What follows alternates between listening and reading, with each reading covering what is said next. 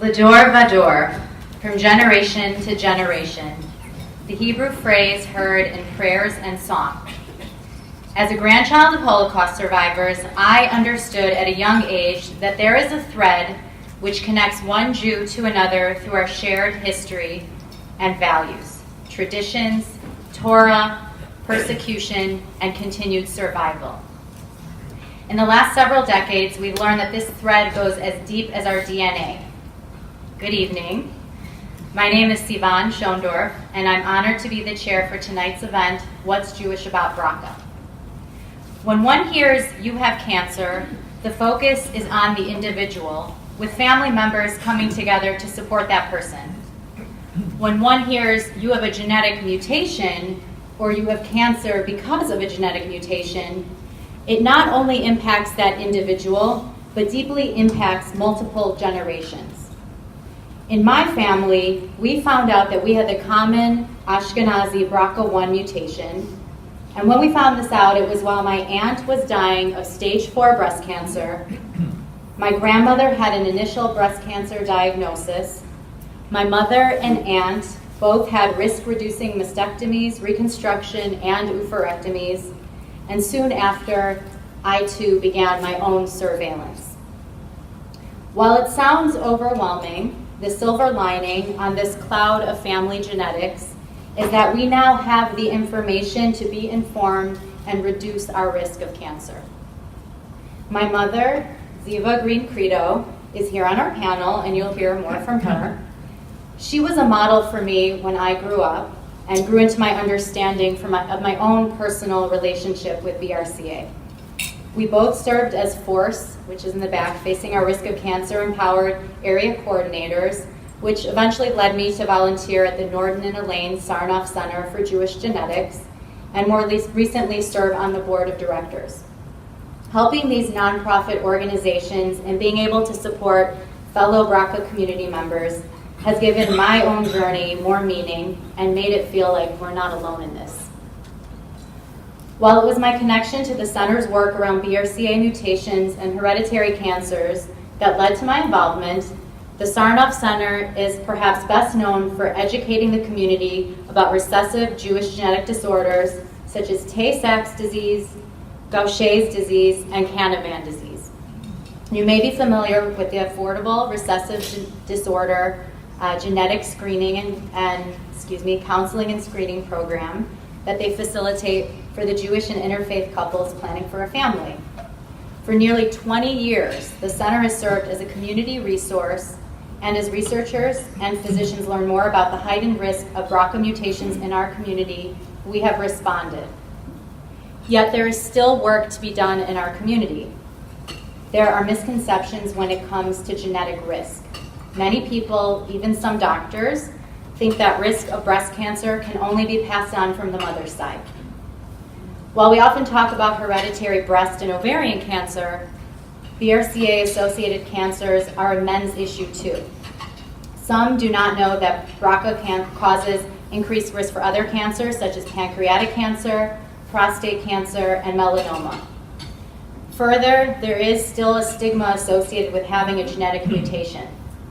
However, the awareness has increased, more families are being tested, and more support groups are being established, and specific research for cures, treatments, and prevention are being conducted.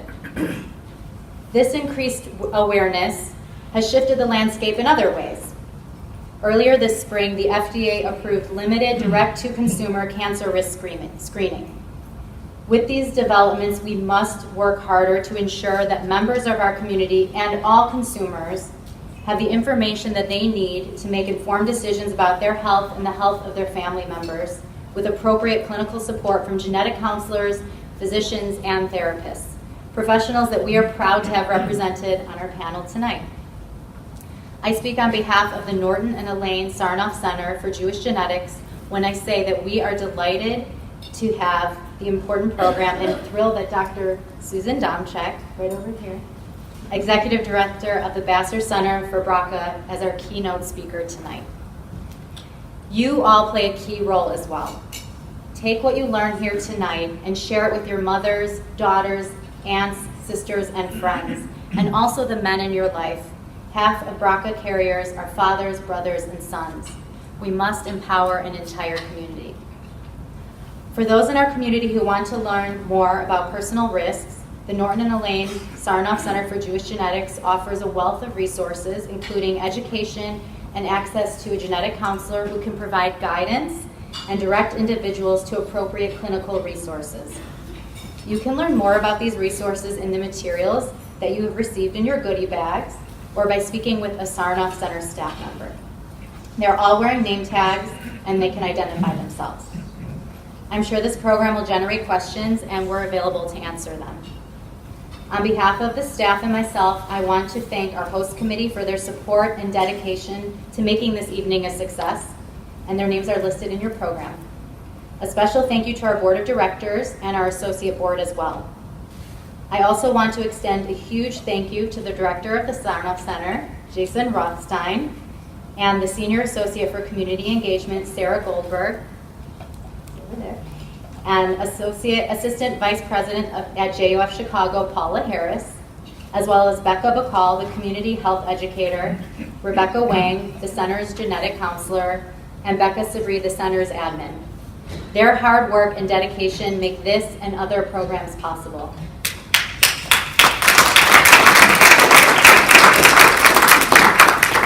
And no more Beccas can be allowed. The Norton and Elaine Sarnoff Center for Jewish Genetics is a support foundation of the Jewish United Fund of Metropolitan Chicago. We particularly want to highlight the contributions of Jordan Grollo in the events department, the communications department, the women's division, and many others. Of course, none of this would be possible without our incredible panelists who are sharing their time and expertise with us tonight. I'd like to introduce our moderator, Ellen Carmel, who will tell you more about them. Ellen has served as the executive director of the Jewish Women's Foundation since 2015 and has been a leader in the nonprofit sector and Jewish community for more than 2 decades. Thank you and welcome, Ellen.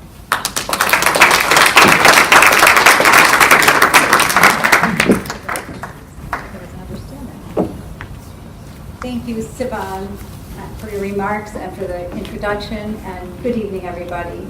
Pleasure to see such a great turnout, especially on such a bad weather night. As the executive director of the Jewish Women's Foundation, my work is dedicated to improving the lives of Jewish women and girls. And let's face it, as we look around the room tonight, we can probably agree that women do a lot of heavy lifting when it comes to protecting the health of their families. In most families, women schedule doctor's appointments, serve as caretakers for ailing loved ones, and make care decisions for ourselves, our kids, and our spouses. Often, mom is the family's chief medical officer. But as you heard from Sivan, and as you will hear from our panelists in just a few moments, BRCA mutations and associated cancers are not a women's health issue. They impact all of us. They affect our individual families and the family that is our Jewish community. Some of us have faced cancer. Even more of us have supported a family member battling cancer. And undoubtedly, all of us have been touched by cancer in some way. Though this certainly isn't a challenge anyone would choose, we're a community that doesn't shy away from challenges. We're ready to respond. Being here tonight to learn more about hereditary cancers and risk-reducing measures is the first step. The second step is to talk. And luckily, as a community, we're pretty good at that too. Talk to your families and to your healthcare providers. Commit to making it an ongoing conversation as researchers and medical professionals continue to advance our understanding of cancer genetics and to make progress with preventative measures and treatments. My hope is that you'll leave here tonight armed with information and resources and inspired to learn and to act. And given our incredible speakers, I have no doubt that you will. If I were to list all of their accomplishments, we might be here for a while. I'll keep the introductions brief by focusing on a few highlights, and you can read more about them in the program on your chair. Our first speaker is Taya Fallon. Taya is the lead genetic counselor at Insight Medical Genetics, where she specializes in hereditary cancer risk assessment. She started the Cancer Genetics Program with Northwestern Medical Faculty Foundation in 2002 and continues to serve as a core faculty member of Northwestern's graduate program in genetic counseling. Next, Ziva Green-Credo will share her family's BRCA story. Ziva and several other family members discovered they were BRCA carriers nearly 20 years ago. In addition to navigating her own journey, she advocates for other high-risk families as a peer support leader and speaker. After Ziva, we have Stephanie Ross. Stephanie is a clinical health psychologist and founder of Illness Navigation Resources, where she supports patients with a genetic predisposition to cancer and helps families with complex medical decision-making. She also teaches medical students and residents as a professor at Northwestern. Dr. Susan Domchek, our keynote speaker, serves as the executive director of the Vassar Center for BRCA and the Vassar Professor of Oncology at the University of Pennsylvania. Dr. Domchek is a renowned expert in the medical management of individuals with inherited cancer risk factors, a topic she will focus on tonight. An accomplished researcher and contributor to medical literature, she will also speak about the development of new therapies for cancer patients with genetic risk factors. Following Dr. Domchek's presentation, I'll return to the stage to moderate about 30 minutes of Q&A with our speakers. There are notepads and pens in the bags that were on your chair. Please use them to write out questions as they come up for you. Staff will be walking up and down the aisles between speakers to collect them, and then we'll select some to ask our panelists. Please try to keep them brief so we can get to as many as possible while being respectful of everybody's time tonight. So without further ado, please welcome Taya Fallon.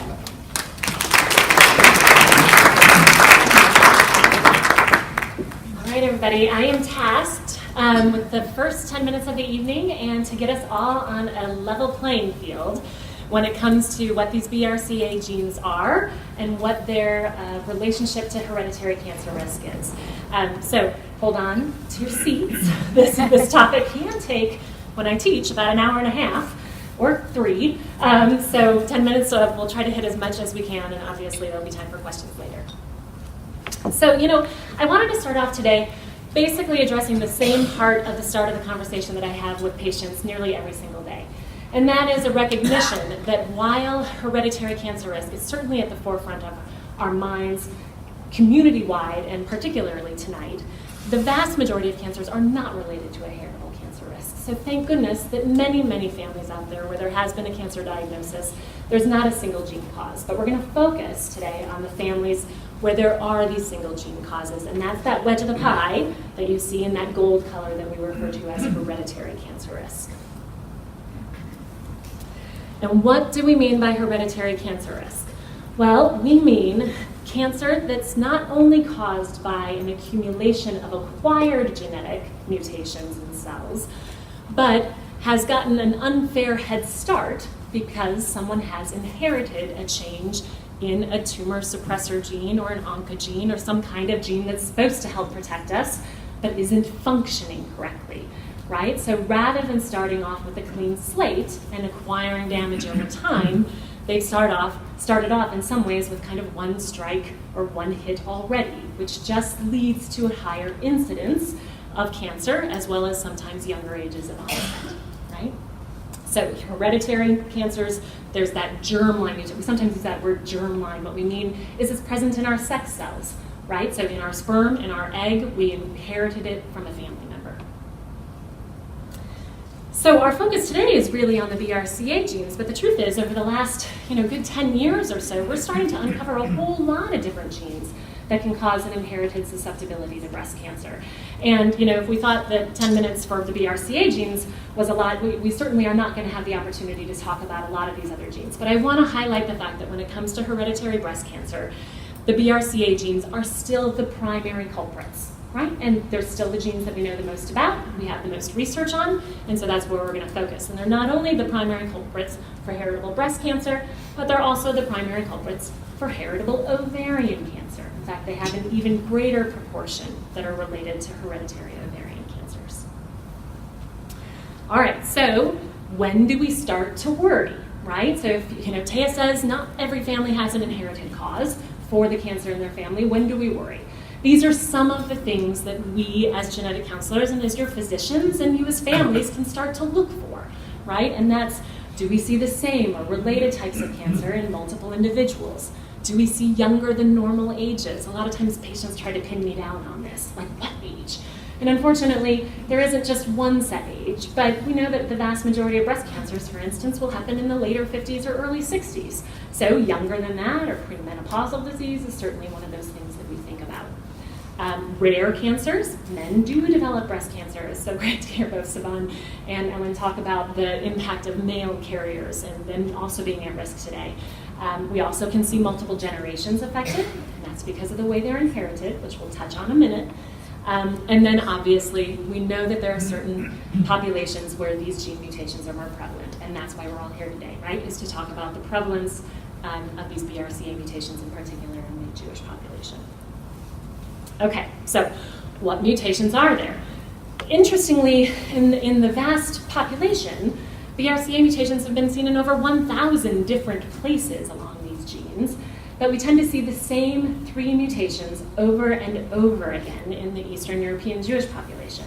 And for those of you that have previously had testing or counseling, you'll notice that the names have changed a little, right? So there's some new nomenclature out there. Everybody's called them one thing for a long time and then switched it up on you just to see if you're awake. But I tried to include the old names for these genes in the parentheses so that you're for these mutations in the parentheses. But you can see that 2 of these mutations are identifiable in the BRCA1 gene and one of them is in the BRCA2 gene. And overall, it's estimated that about 1 in every 40 individuals of Eastern European Jewish ancestry will be found to carry a mutation in one of these plots. Obviously, between them, the BRCA2 mutation is the most common, but the others can be seen frequently too. So while the overall population may not have a strong incidence of hereditary cancer risk, we certainly know that if you're of Jewish ancestry and have had breast cancer, that frequency is much higher, right, amounting to about 1 in every 10 women. Whereas if you are a Jewish woman who's had ovarian cancer, nearly 2 in 5 will screen positive for one of these mutations. Okay, back to human bio. Okay, everybody hopefully sort of remembers that we have 23 pairs of chromosomes, most of us do that is, 46 total chromosomes. These BRCA genes are located on the 17th and 13th chromosomes respectively. Again, why does this matter? Well, you'll notice that the only sex chromosomes that we carry are the X's and Y's. So that's the only set that make men and women different. So if these genes are on the 17th and 13th chromosomes, that means that all men and women have 2 copies of the BRCA1 gene and 2 copies of the BRCA2. And that is why mutations in these genes can be passed from men to daughters, from women to sons, because it has nothing to do with those sex chromosomes.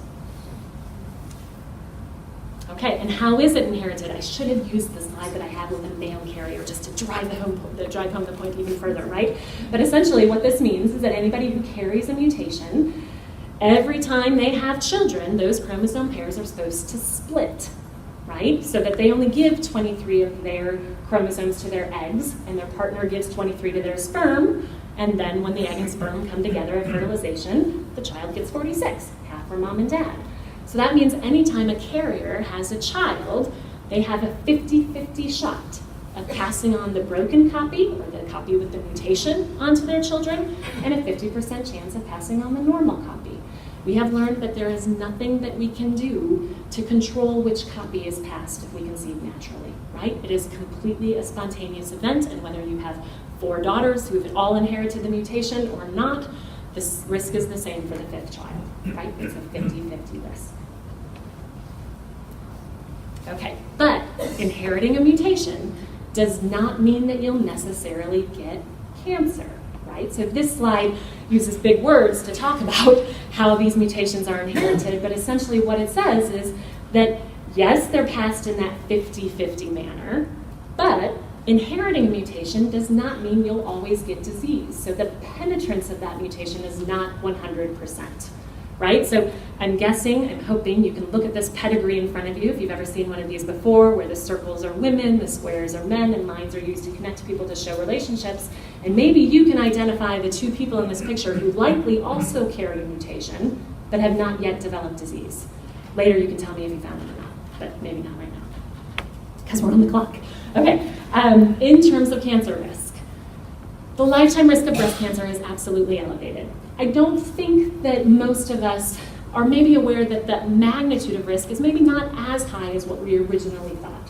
So we now believe that women who carry BRCA mutations may have about a 40 to 60% lifetime risk of breast cancer, somewhere between a 20 and say 40% risk of ovarian cancer, and if women have had one breast cancer in the past, they're also at a heightened risk of developing a second breast cancer.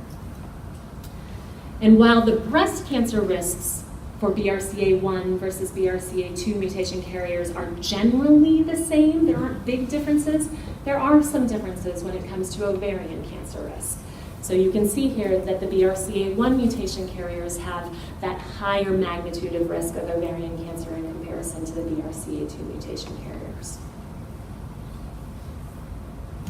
This slide is way too busy for you to try to commit anything to memory, but I want to show you one of the tools that we use when we counsel patients who are identified as carrying mutations. So in this example, I'm highlighting with that arrow a young woman who's 32, who's unaffected, who's recently been found to carry a BRCA1 mutation. Many times our conversations in these genetic counseling visits have stem from what is my risk now? What sort of steps should I be taking now versus might I consider in the future? And this sort of data that you see in front of you is something we can do. So that top graph, that top row essentially says for currently unaffected BRCA1 mutation carriers, on the left-hand side, if they're somewhere in their 30 years, their estimated risk to develop breast cancer by 40 is around 10%, to age 50, around 28%. To 60, 44, to 70, 54%. So in other words, we can walk them through what the magnitudes of that risk is so that they can make decisions that are best at this time and not give them their entire lifetime risk on a plate as if it's going to happen tomorrow, right? And we also have good data about the risk of second primary disease. So this situation has now changed it a little. Now this 32-year-old woman with a BRCA1 mutation has been diagnosed with breast cancer herself. And we might be meeting with her to talk about, well, what's her chance of getting a second breast cancer over the next 5, 10, 15, 25 years? And we can use data to help guide them in those management decisions as well. And as you already heard mentioned earlier today, the breasts and the ovaries are not the only organs, I should say, where we might see an elevation in cancer risk, right? We also see elevations in cancer risk for both male breast cancers and prostate cancers, and in some families we'll also see higher risks of pancreatic and melanoma. Okay, this is my cheater slide. This one, it could really take an hour and a half all by itself. So essentially there are lots of things we can talk with families about, your daughters, your sons, your nieces and nephews, your moms, your dads, about steps that they can take to intervene, right? Our plan to identify as many mutation carriers as there are that want to know this information is to help provide them with useful things that they can do to potentially reduce their risk, either through risk reduction surgeries or perhaps through increased surveillance, give us a head start at finding those cancers at more earlier treatable stages. We're working with couples to think about fertility preservation if they're thinking about having their ovaries removed at an earlier age, for instance. So we could spend a lot of time talking about these, but we don't have the time. And so instead, I'm also going to highlight that Dr. Domchek is also going to speak later on about some of the additional therapies that are being used for BRCA mutation carriers to really affect risk and survival. All right, this is something that I don't typically bring up real routinely, but particularly in this population, I think it's important. And that is, we spend a lot of time talking about breast and ovarian cancer risk and BRCA mutation carriers, but in the Jewish population, we also have to talk about this disease called Fanconi anemia. This is a disease that can occur when two BRCA2 mutation carriers partner, i.e. have children together. It is possible that they can pass on those BRCA2 mutations, both of them, to a child. And when that happens, that child can have a condition called Fanconi anemia. which leads the child to have essentially bone marrow failure, anemia, higher risk of cancers such as acute myelogenous leukemia, also some skeletal abnormalities. So it's a fairly distinct condition. And when we identified this, like I was part of the team, I was not, but when they identified this, essentially some recommendations came out that said, particularly in the Eastern European Jewish population, if there is a couple or a woman or a male who knows that they carry a BRCA2 mutation and plans to have children with a person who's also Jewish, it might make sense for their partner, regardless of family history, to go ahead and screen for at least those founder BRCA mutations. Right? We can talk more about this, but it's important to think about not only for our own personal health and well-being, but also as we think about our partnerships and testing options preconceptionally, for instance. Okay, I hinted at this already, that there are lots of other genes out there, and the approach to testing is changing, or has changed, right?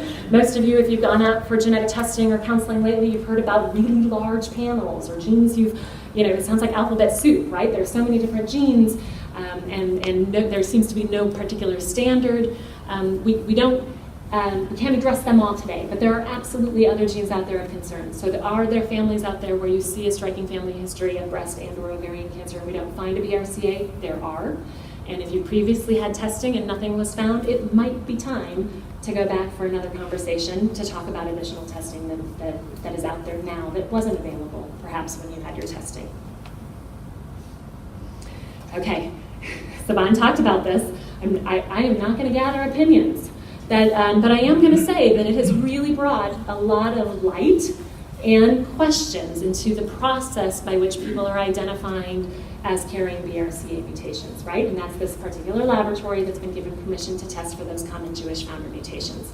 And rather than kind of getting us all engaged in a should they or shouldn't they or in what context or when, I'm instead going to point you to the Sarnoff Center's position statement and let you know that they were very fast and were responding to, I think this came out like mid-March, end of March maybe, and the position statement by the Sarnoff Center came out, as you can tell, in April, basically addressing what their thoughts are on how this testing should be offered and what their hopes are for the Jewish community in acceptance of and their thoughts about this test. Okay, lastly, I think I'm on time. I hope I am. I have not gotten the warning, which is great. Lastly, I want to just let you know that genetic counseling services are available. I included our brochure here, but there are many, many genetic counselors in the Chicagoland area, many of whom I've had the pleasure of training or working with or collaborating with in the training of others. So if Insight isn't the best place for you, go skin off my back. I can help you, and I know that the center can help you identify genetic counseling services nearby that can help kind of walk you through this process. Okay.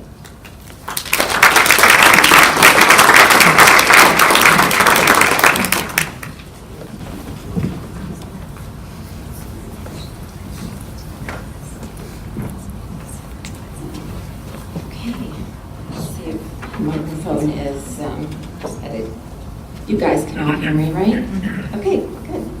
So again, my name is Ziva Green-Credo, and I'm going to speak to you from, I suppose you would call it a patient perspective, even though many BRCA carriers are not their clients, rather than patients at first. I got this, just the one. The arrow. Good, okay. I'm going to get right to it because we have a lot of stuff to cover tonight. This is a photograph from about 1984 of my family before we found out that we were a BRCA mutation carrying family. I want to point out that at this time, in about 1984, we really did not look like a typical BRCA family. There was no known cancer in my family at this time. Both my parents were Ashkenazi Jews. We know we have a lot of those risk factors that we know about today, but in 1984, this is when my family really felt whole. No one yet had been identified as having cancer or having a mutation. It wasn't until 1998 when my oldest sister at the age of 47 was diagnosed with breast cancer that we were offered genetic testing as Ashkenazi Jews with having a premenopausal breast cancer in the family that was very angry, aggressive, and just did not respond. The doctors really just did not know what to do with my sister. They threw everything at her, and she got sicker and sicker, and they really didn't expect that. So it turns out that, unfortunately for my sister Linda, who was the sister who had breast cancer, that's the one in like the light blue sweater there. When she was diagnosed and treated in '98, because no one suspected hereditary cancer, and even if they had suspected it, there was so little information at that time, so little was understood about the differences between treating, identifying the etiology of a hereditary breast cancer versus a random breast cancer, so that the information that we gathered from genetic testing really wasn't going to help her. But what it did, and because of, I'm sorry, I lost my track a little bit. I'm just going to say that because of the timing, it being only 1998 when she was tested, the treatment that she received is really different than the treatment she would have received today, because we do know so much more. I really wanted to emphasize that thanks to people like Dr. Domchek and the genetic counseling community and all the other specialists who have devoted their professional lives to understanding BRCA mutation and hereditary breast and ovarian cancer, the end of her story might have been different, but timing really did make a difference for her. However, because of the genetic testing, the genetic counseling first that our family had, and then the genetic testing that we underwent, in her death, she was able to give us the gift of knowledge to do something to change our destinies and hopefully prevent cancer from coming. If it did come, to hopefully identify it earlier. And even in her death, the types of treatments she had and the medical types of therapies that she underwent also contributed to the knowledge base, so that therapies that we give today to BRCA carriers or BRCA mutation cancers, that they're more effective in getting some kind of cure or remission. Okay, so all of us in our family today, we really feel like our sister Linda my sister Linda, niece, daughter, that she was our guardian angel. She provided us with this gift of knowledge. And despite all the things I'm gonna summarize on the next slide, I really want to emphasize that we still to this day feel this was a great gift, despite having to deal with some initial anxieties and cope with some other hurdles through this journey.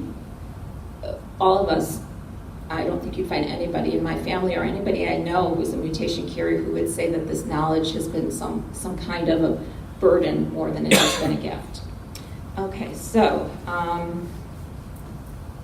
this is just a kind of a Venn diagram that I tried to put together. It's really complicated, and I wanted it to look complicated to show you that once we got genetic counseling and testing, this is kind of what my family looks like to me if I had to visualize it with color coordinations for all the branches in my family.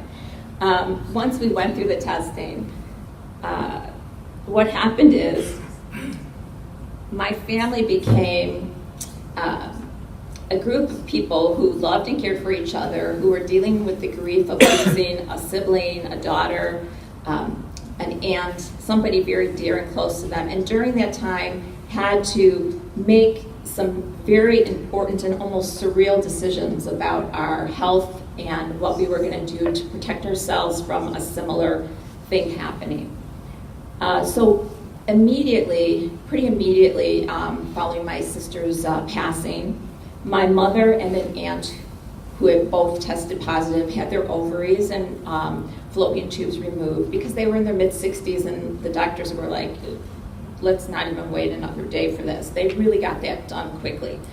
I'm happy to say that one of my aunts, who's still with us at the age of 85, she never did have a risk reduction mastectomy. She chose to have surveillance, breast MRIs and other types of surveillance for the rest of her days. And at 85, she's still breast cancer negative, and I think that's pretty good news for the rest of the people in my family. That, again, just because you have the mutation does not necessarily mean that you're going to get cancer.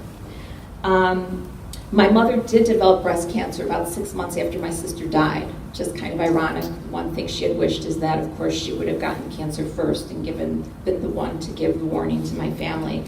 At any rate, we didn't get to choose that, and I think that does speak a little bit to also how soon, or the timing that the mutation, you might see cancers coming out in later generations.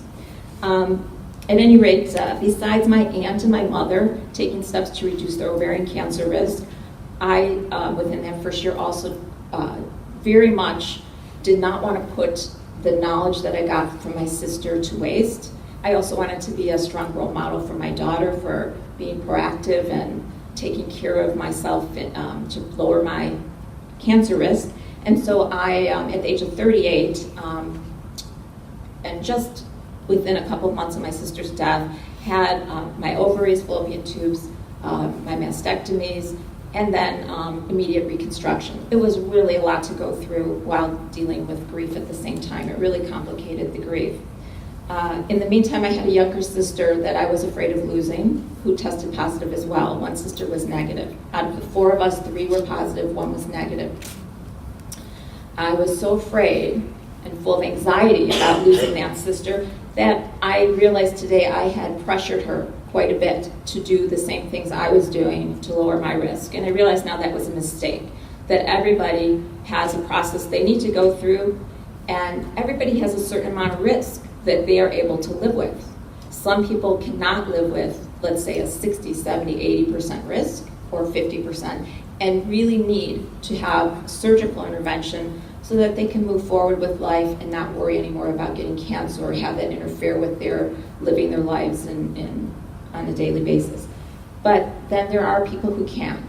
So my sister, if she were here today, she would probably, she's alive. She lives out of the country, she lives in Israel. But if she were inside of this sister would probably tell you that she moved too fast, and I was a part of that. And so I would like to share with you that piece of my family history so that if you do find yourselves in this situation, to really be cognizant of how important it is, no matter, to kind of put your own anxiety in check about being afraid of losing a loved one so that they can go through the process in their way as they need to, and to respect that. So there's a lot of stuff with siblings going on here, as well as cousins and aunts and uncles. Because of time, I just want to emphasize as well that just because you have the mutation we said doesn't mean you will get cancer. Also, just because you don't have the mutation doesn't mean you won't get cancer.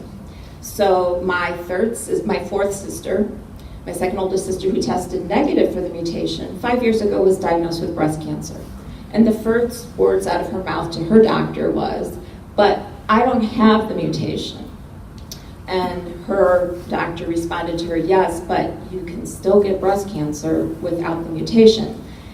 It was really a shock for her, and it was so, and we had a lot of sibling chats about this, because for a long time she admitted to my other sister and I that she felt left out of our BRCA bond. I'm sure I would have given her my place any day.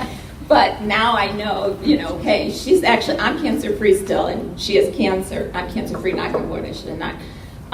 But for her, getting cancer, breast cancer, was a different story, because she did have a random cancer that was far less aggressive, and she's a 5-year cancer survivor now and is doing very well. But she did lean on me and my other sister quite a bit to help her through the surgical process and choosing her, of course she had to use my plastic surgeon because, again, I'm the boss's sister, and I made my other sister get surgery before she was ready, so you knew that's how it's going to be. But anyways, I did want to emphasize that's so important. Even people who don't have cancer, or the mutation, do get cancer.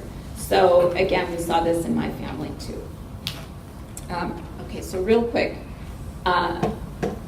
this slide just emphasizes a few of the challenges that my family specifically, just my family, it could be different for others. This is just an N of 1 in terms of family. But I think that some of the biggest challenges for my family dealing with the BRCA mutation, despite all the gratitude, having the knowledge, was dealing with survivor guilt mixed with grief when we were moving forward with our lives, making decisions that we really believed were going to extend our lives, and which I believe might have even changed my destiny so that I will not get cancer. And every time I say that out loud, I feel like I'm maybe, I have to knock on wood or something. But that is a very complicated journey to take when you've lost a loved one to the cancer. There were also a lot of financial issues, especially related to wanting to hide certain things from insurance, so paying out of pocket in the old days, and worrying about employment discrimination, which was a very real thing. I'm proud to say that I helped with the advocacy to pass the GINA Act. There's legislation out there to protect people today from insurance discrimination. But for quite a while, I was not insurable, and that was scary. But we did try to hide as much as we could from the insurance companies, and that's not a good thing to do either, to pay out of pocket like that.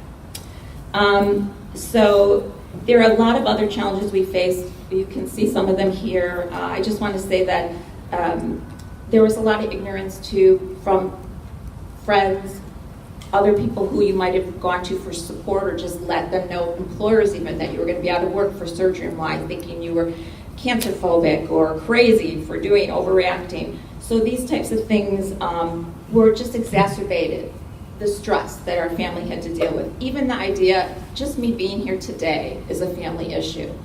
And why is it a family issue? Because when I disclose that I have a BRCA mutation, I'm disclosing it for every person that you saw in my Venn diagram.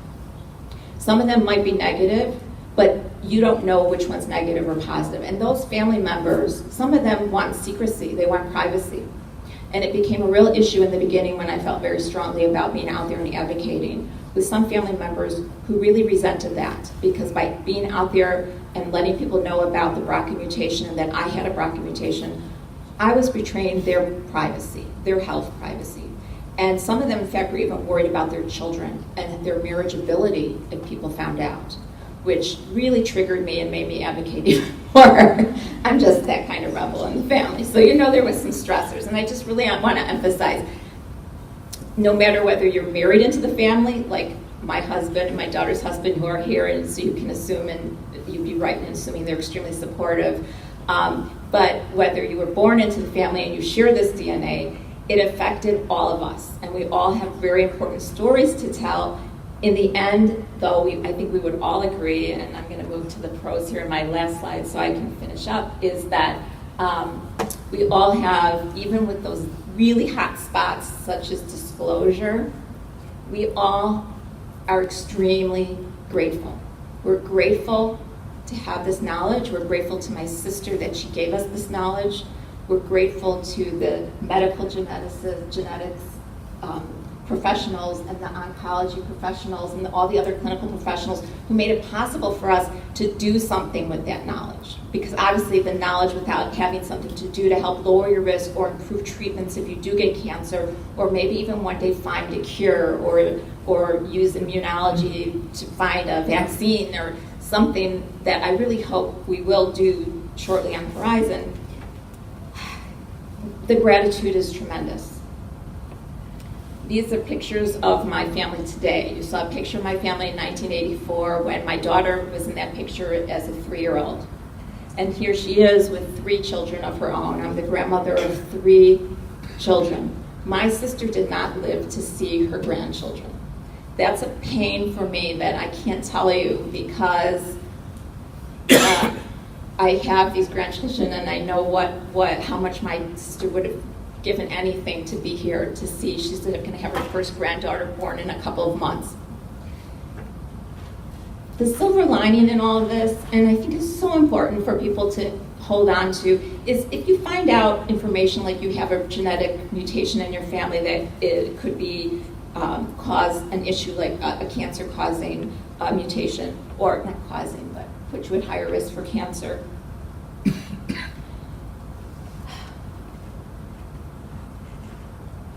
As I said before, we feel so much gratitude. I will never I just will never take for granted a single day I'm able to be with my grandkids. And that's because of the knowledge. I really believe if I didn't have the genetic counseling and the genetic testing and then do something about it, I don't really think I'd still be here today. I think there's a good chance I wouldn't. So I don't take any of it for granted.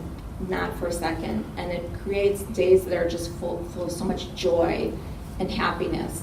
Really, the anxiety is behind us when it comes to the worries and fears. But I do still worry about my little grandkids, so I really hope that all of you here in this room will support and advocate for more BRCA-specific research so that we can really put an end to having to worry about the next generations getting cancer, hereditary cancer. Okay, thank you.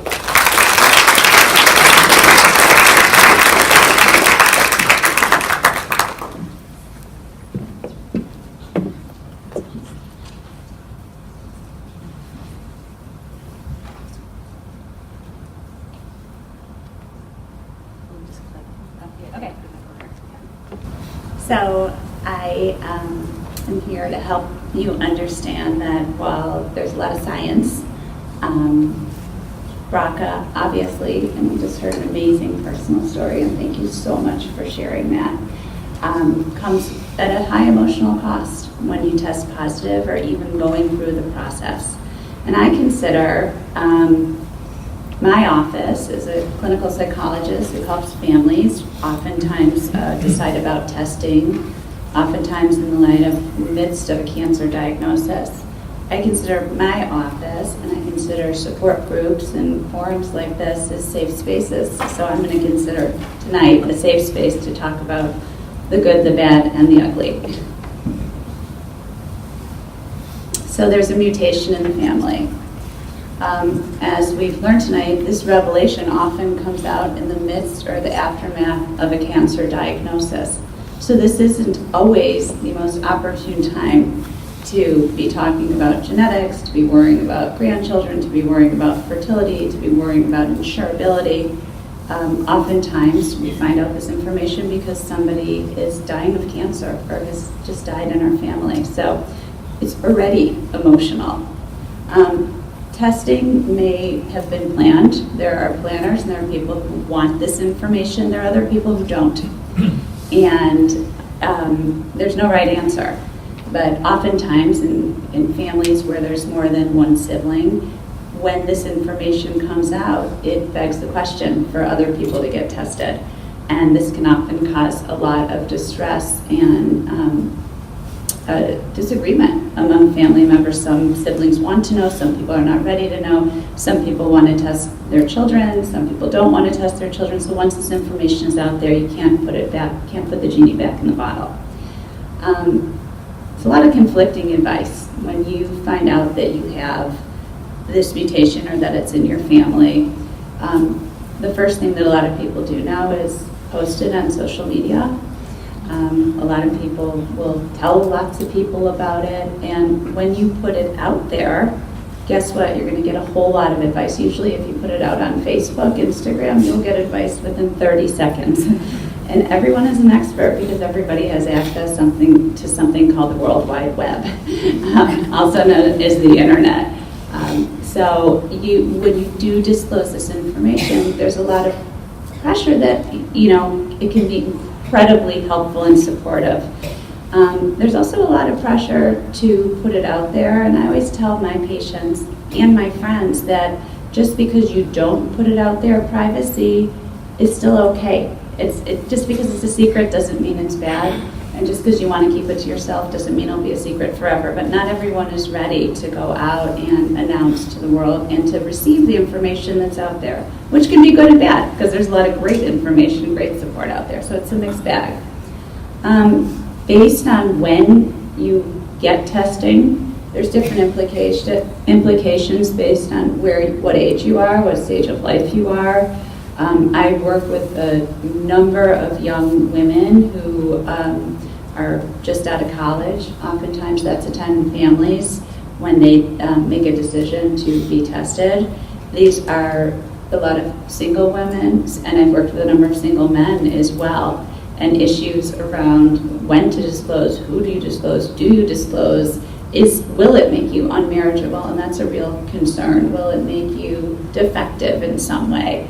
So this comes out, and it certainly comes out again in family planning, thinking about having babies. And thankfully, we have this wonderful technology available to us if we choose to, if we can access it, because it's it's very expensive, we can actually, for families who choose to conceive through in vitro fertilization, they can actually test the embryos before implanting them to find out about whether they're affected or not.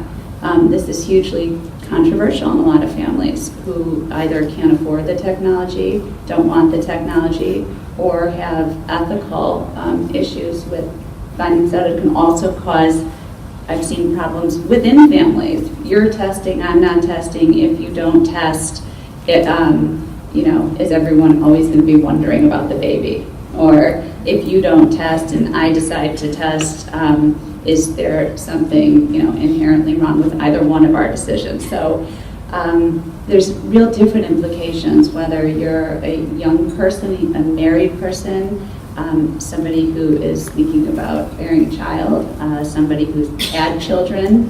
I always tell people always say, Dr. Ross, how do people decide how aggressive to be? And, I don't know if I can tell you in my office, the number one thing that has determined whether somebody will be aggressive and go through surgeries or not tends to be whether they've seen somebody die of this disease.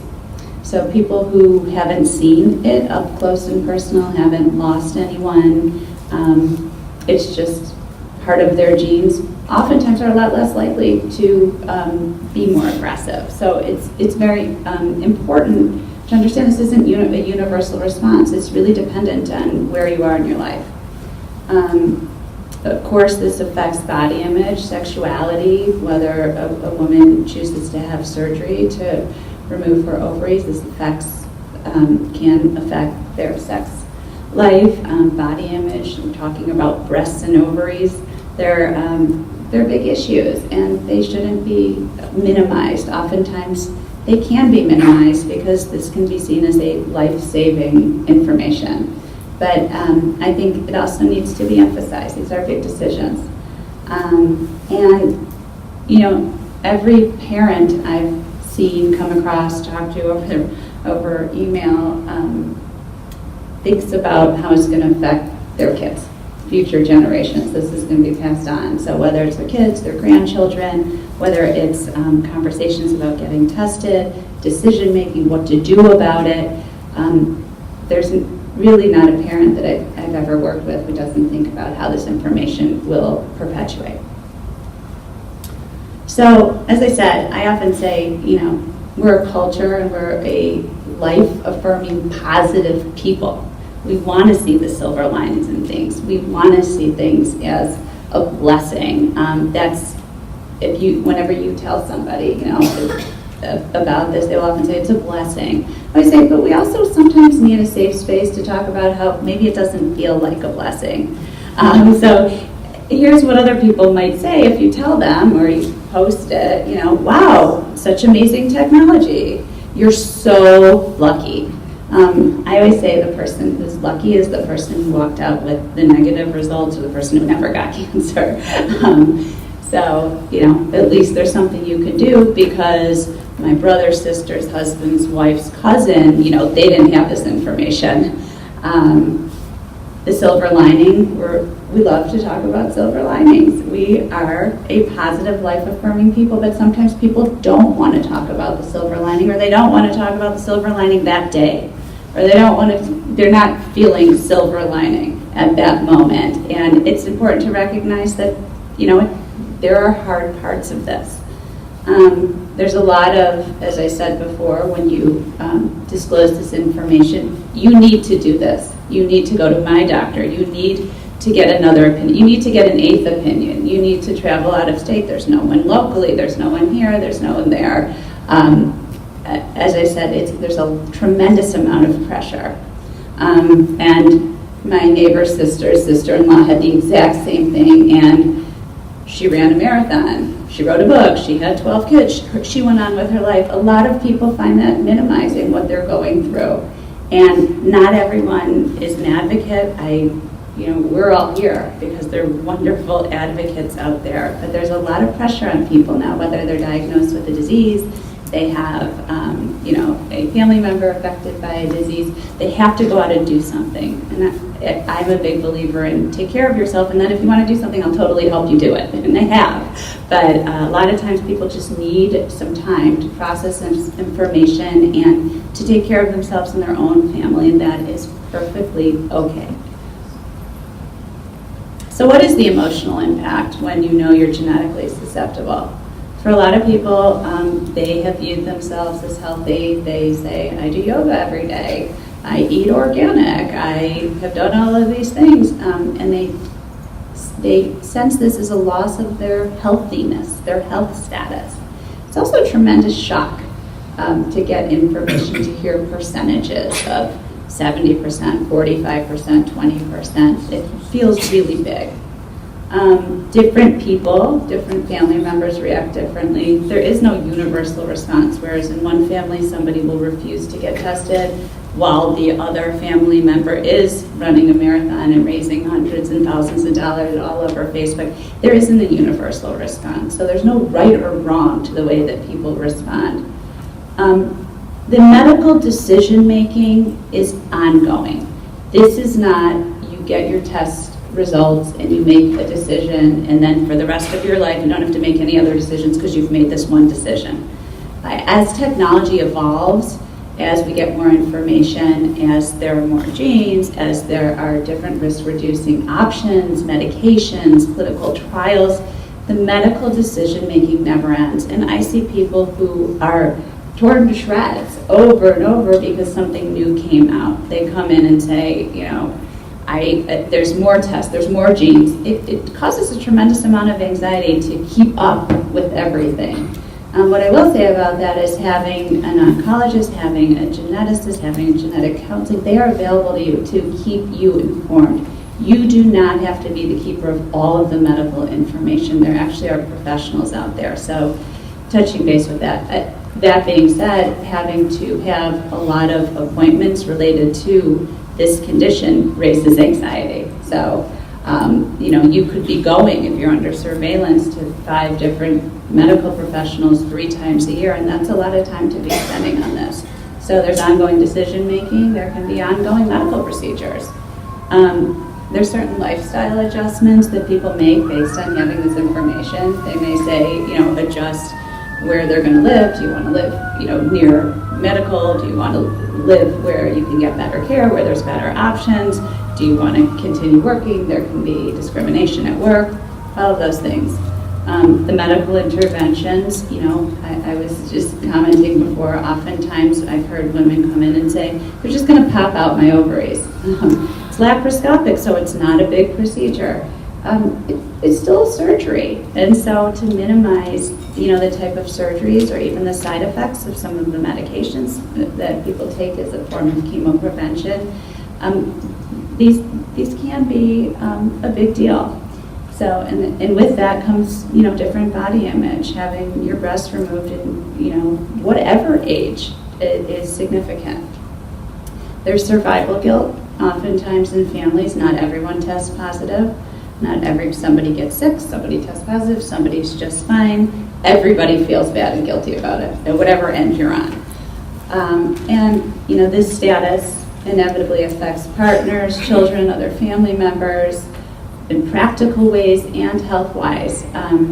When, as we've mentioned, when a parent tests, and especially now that we have direct-to-consumer testing and this availability, I've seen many parents send off swabs of their children's DNA, little kids, 3, 5-year-olds.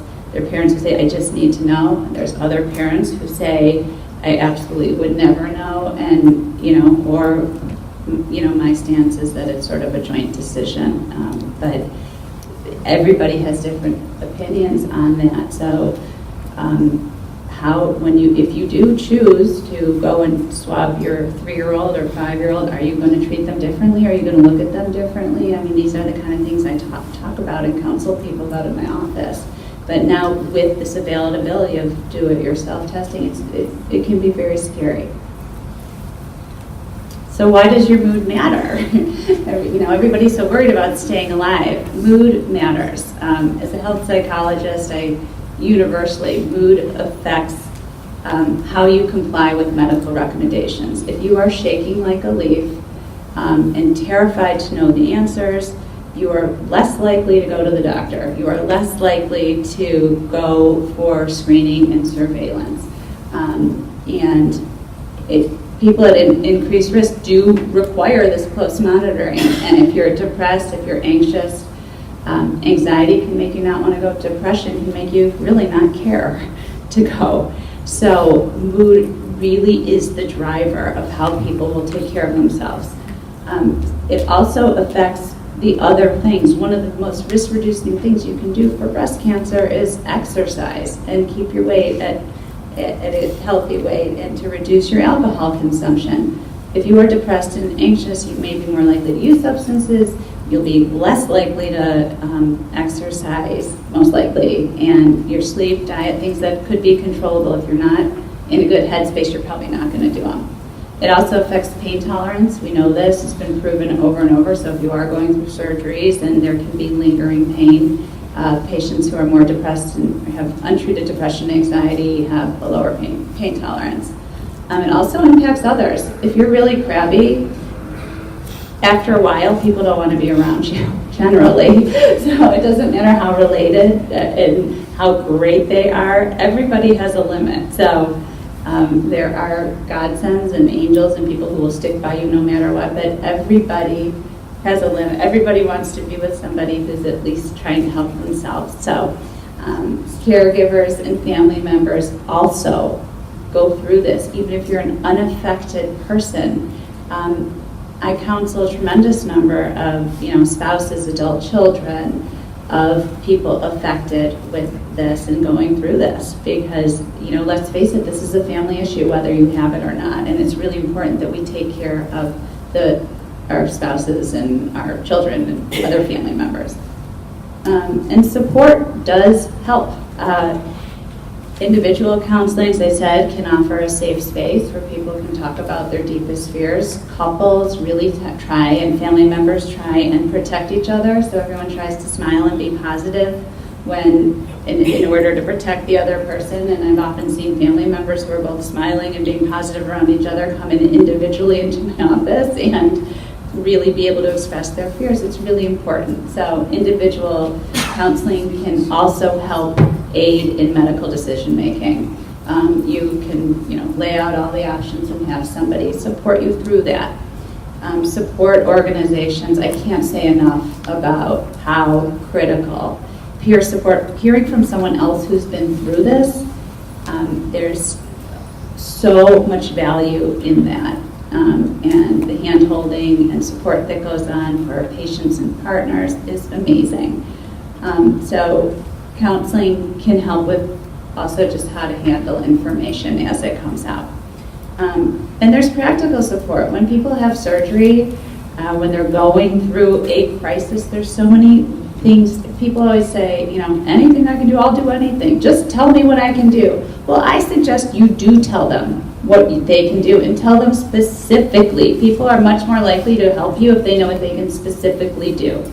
Everybody says, what can I do? Or just call me, I'll do anything. But errands, you can say to someone, are you going to Costco? I need toilet paper. People love doing this. It makes them feel good. You're doing them a favor. So errands, rides, food if you want it. If you don't want it, please tell people you don't want it. Medication assistance, either in there's financial assistance available that you can ask if you can't pay for your own medication. Childcare, can you take my kid overnight? My husband and I could use a break. Those kind of things, people like doing that. They even will like maintenance, like shoveling your driveway and like watering your flowers outside. They like to feel helpful, so use that. There's a lot of resources out there, and really this space has expanded. Here's a few of them. I was privileged to be a board member of the Sarnoff Center for many years. It's a wonderful source of information, support. There's really nothing like it.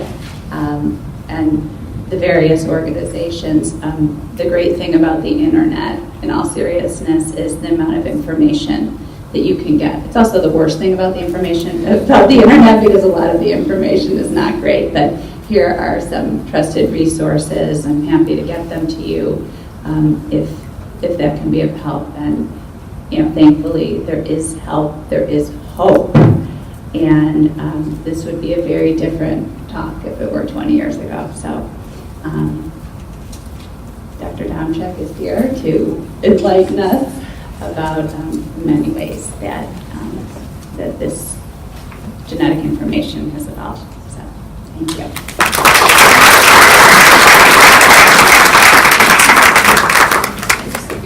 Thank you so much. It's really a pleasure for me to be here today. Again, I'm at the University of Pennsylvania, and the stage has really been set. So what I'm going to try to do is just give a little bit of an update on the sort of most cutting edge aspects of what we're working on, and also some of the things that we're looking ahead to and trying to figure out. So you have heard now the term germline, and that just means things that you're born with. And a quick reminder that BRCA1 and BRCA2, everyone actually has BRCA1 and BRCA2 genes, and they actually help maintain our cells to be healthy and repair DNA damage. So it's when you're born with a bad copy that you can get into trouble. But everyone has this. I even heard Terry Gross one day on NPR talking about having the BRCA gene, and I almost went ballistic. He said, "Terry, you let me down. You know better." People have the BRCA mutation.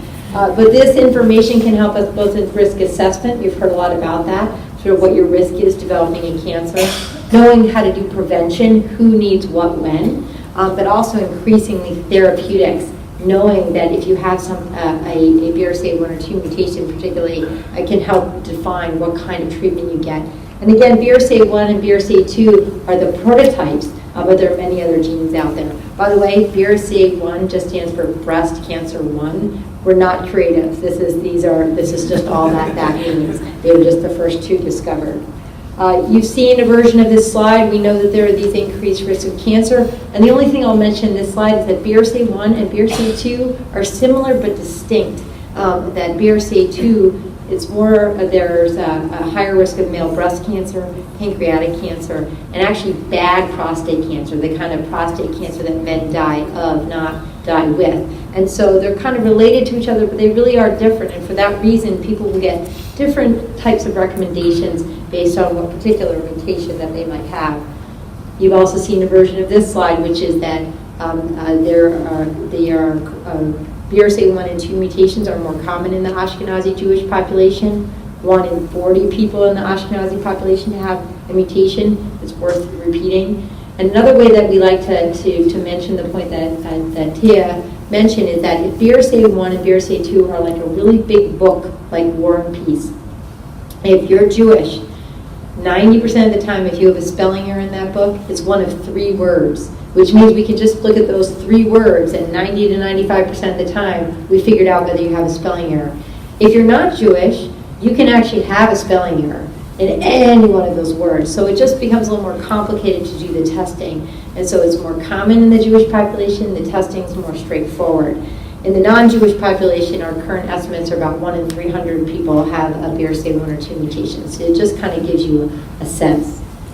Now, in terms of who should be considered for genetic testing, this has been really rapidly evolving. So I'm not going to give you one answer today. I'm actually just going to give you an idea of the overview. In 1997 is when commercial testing for BRCA1 and 2 was first available. So when you think about it, it really just hasn't been that long.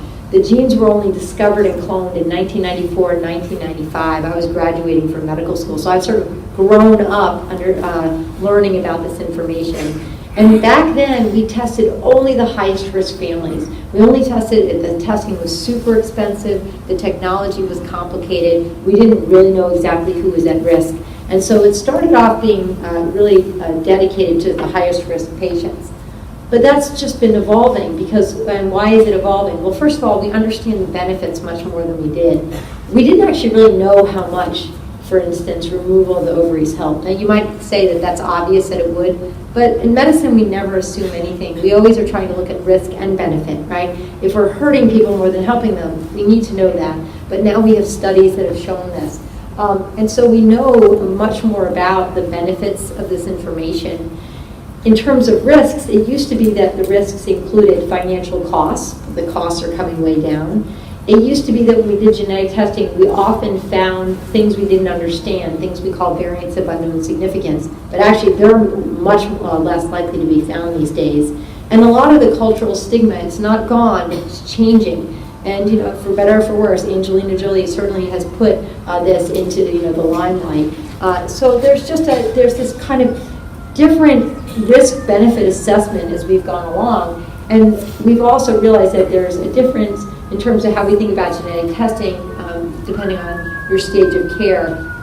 Unfortunately, if you're someone who has very advanced cancer and you're looking for a treatment, it doesn't have that same emotional punch as if you're a 25-year-old woman who's still dating. So we just have to think about who we're testing and when. But these are all changing, and there are guidelines that are out there, but these guidelines are constantly evolving, and the thresholds keep getting lower and lower. And a lot of what's being discussed out there, which we'll talk about sort of towards the end, is should we just test everyone who's Jewish, period? And if so, how? And even should we just test all women? I'm not saying I'm there yet, but these are the conversations that are out there and are going to continue to evolve. But the fact remains that there are certain individuals who are at much higher risk of having BRCA1 and 2 mutations than others, and we're missing a lot of people. So as we debate things like testing everybody, we shouldn't miss the people that should have already gotten tested. And I'll give you an example. A study that was done showed that right now, any woman who's been diagnosed with ovarian cancer ever should be tested, should undergo genetic testing, regardless of whether they're Jewish or not. And when they did this survey, they found that of those women who have survived ovarian cancer, and it is a tough one to survive, but women do survive it, only 10% of the people living out there who've had a prior diagnosis of ovarian cancer have gotten genetic testing. And that's just terrible. Now, if women come in now and have ovarian cancer, most of them get tested. But it's the survivors that are out there that kind of people have forgotten about. So we gotta sort of dig deep and really make sure that people are getting tested that should. I think you've seen this pedigree before, with circles being women and squares being men. And here we have breast and ovarian cancer. Oops. We have both breast cancer in pink and ovarian cancer in the teal. And this is yet another reminder that this mutation can be inherited through men. I'm sorry, we have to keep hitting this point home today, because if we lined up every mutation carrier in the world, half of them would be men. I can assure you that of the people that know their mutation status, it's not half men. And so we still have to work on that. But we really have come a long way in terms of how we manage individuals who have BRCA1 and 2 mutations. And as I alluded to before, the management is slightly different for BRCA1 versus BRCA2. But for women, we offer breast screening, intensive breast screening with breast MRI in addition to mammograms. We discuss taking medications to reduce risk.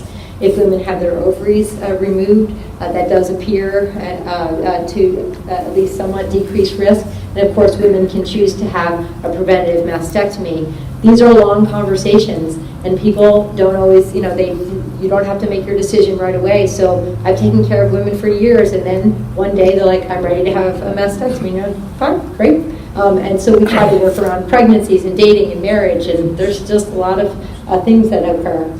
Ovarian cancer risk, unfortunately, screening doesn't work. So a lot of our discussion is about timing of removal of the ovaries. There's a lot of research work going on right now, looking at whether or not we could just take out the fallopian tubes and then later take out the ovaries, but these are research studies right now. For men, our recommendations are based on guesswork. We don't have really good evidence yet, but again, we do know that that men can get breast cancer, particularly for BRCA2, and we do definitely recommend PSA screening in individuals who have mutations. So that's different from what you're hearing out there in the world, that men may not need PSA screening. If you have a BRCA1 or 2 mutation, you do. And so that's a pretty strong recommendation.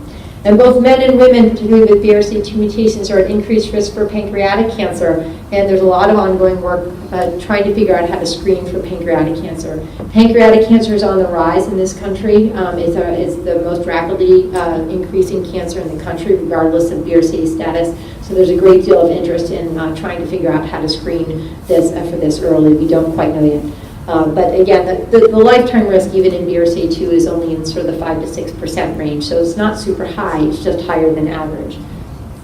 But I want to talk a little bit about, and this slide looks fancy, but don't worry, I'll take you through it. About treatment. Because what's been really, really completely fascinating is that it used to be that we knew about this information, and then we knew that people are at risk. And in the old days, doctors used to say, well, why would you want to know that? That's just going to create anxiety and be a sword hanging over your head. But now, in addition to reducing risk, we know that if someone's diagnosed with cancer, we might preferentially choose a different medication to treat the cancer. The specific medications I'm going to talk about are these drugs called PARP inhibitors.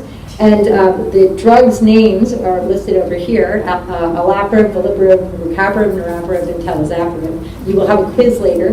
But the key is that these, I don't know if you can notice, but the end notes, the ending of the words all look the same. You know, we're not that clever in medicine. Once you figure out the code, you can figure us out. So these are all in the same class of drugs. But the keys here are that BRCA1 and BRCA2, what their normal function in the cell is to repair double-stranded DNA breaks. And most tumors, we were born with one bad copy, and you lose the second copy, so you don't have any function of the protein. So the cancer cells can't actually repair a double-stranded DNA very well, but they can kind of hold on. They're like cancerous and they're holding on. But if you give another drug, these things called PARP inhibitors, they inhibit another type of DNA damage repair pathway. So the way that we often talk about this is if you have a chair with 4 legs and you take off one leg, you can kind of balance on 3 legs. If you rip the other leg out, the chair can't stand. This synthetic lethality, if you inhibit 2 different DNA repair pathways, the cells die. So this is all of a sudden, it's using why someone developed their cancer against it. So it's really kind of cool and feels very satisfying all at the same time. So this is another way that we look at this. This is just graphically, which is that every day in life you have DNA damage from the sun and pollution and all alcohol and all sorts of things. And in a cell that has a BRCA mutation, you can have, and then you give it a PARP inhibitor. This cell already can't repair double-stranded damage. Now you give a PARP inhibitor, and it blocks both of these DNA damage repair pathways, and so the cell dies. But in a normal cell, again, you have normal ability to repair double-stranded breaks. Even if you give this other medication, the cell can survive. And so it's a really cool selective feature, which means that the cells in someone's body that only have one bad copy of BRCA1, for instance, aren't damaged. It's just the cells with the 2 bad copies. So it's actually pretty cool. And to give you a timeline on this, remember that these genes were cloned in 94 and 95. By 2005, which really wasn't that long ago, I'm going to stop using the pointer because I keep hitting the wrong button, but by 2005, people had looked in Petri dishes and figured out that they could use these PARP inhibitors in Petri dishes to kill cells.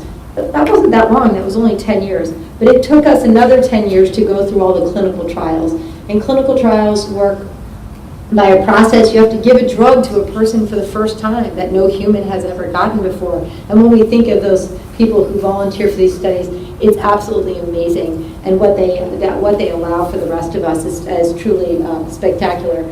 And I have been lucky enough to be involved in many of these trials, but the first approval for a PARP inhibitor was in 2014, so just a few years ago, and it was for advanced ovarian cancer in women who had BRCA1 and 2 mutations, a drug called olaparib. Since that time, we now have several different drugs approved, and just this year, a drug was approved for BRCA1 and 2 related metastatic breast cancer. And so this kind of summarizes those approvals, but basically 3 of the drugs, olaparib, rucaparib, and niraparib, are now sort of available, mostly for ovarian cancer. Olaparib just became available for BRCA1 and 2 related breast cancer.